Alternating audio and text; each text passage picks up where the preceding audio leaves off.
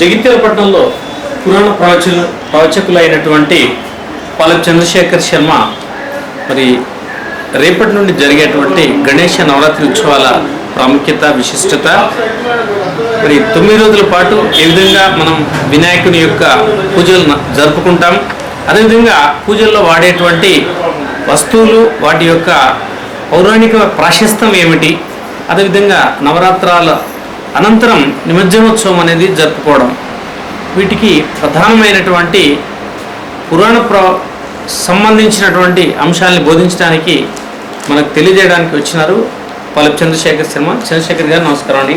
నమస్కారం అండి. ఈ 9 రోజుల పాటు వినాయక ఉత్సవాలు ఘనంగా జరుపుకోవడం అనేటువంటిది మన భారతదేశంలో కనవాయితీగా వస్తున్నటువంటిది.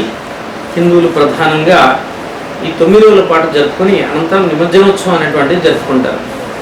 అసలు ఈ 9 రోజుల పాటు జరుపుకోవడంలో ముఖ్యమైనటువంటి విశేషం ఏమిటి, అదేవిధంగా ఈ గణపతి పూజలో వాడేటువంటి మనం ప్రధానమైనటువంటి పూజా ద్రవ్యాలు, తర్వాత వాటికి ప్రకృతికి ఉన్నటువంటి సంబంధం, అంతేకాకుండా నిమజ్జనం జరుపుకోవడం అనేటువంటిది, ఈ అంశాలపైన మీరు వివరించండి.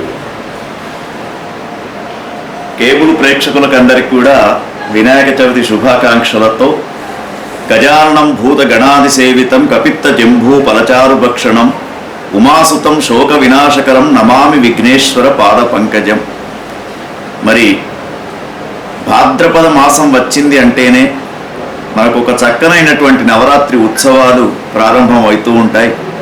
భద్రం భద్రం భాద్రపదం అని చెప్పేసి ఉత్తరాభాద్ర పూర్వాభాద్ర నక్షత్రం పౌర్ణమి రోజున ఏ రోజైతే ఉంటుందో దానికి ఆ మాసనామాన్ని తీసుకొని, మరి ఇప్పుడే వాతావరణంలో కూడా పరిస్థితులు మార్పు చెందుతాయి కాబట్టి మానవ జగత్తంతా కూడా ఆరోగ్యాలను కాపాడడానికి కోసం స్వామి యొక్క అవతార మూర్తిగా మరి ఈ యొక్క గణేష్ని యొక్క స్వరూపంతో మనకు 9 రోజులు నవరాత్రి ఉత్సవాలు జరుపుకోవడానికి ప్రతి సంవత్సరం కూడా భాద్రపద శుక్ల చవితి నుండి మనకి ఈ యొక్క అనంత చతుర్దశి దాకా నవరాత్రి ఉత్సవాలని చెప్పేసి సంవత్సరంలో జరుపుకునే ఉత్సవాలలో రామనవరాత్రి ఉత్సవాలు, అదేవిధంగా గణేష్ని యొక్క నవరాత్రి ఉత్సవాలు, అమ్మవారి యొక్క విజయదశమి ఉత్సవాలు మనం జరుపుకుంటూ ఉంటున్నాం. కాబట్టి మరి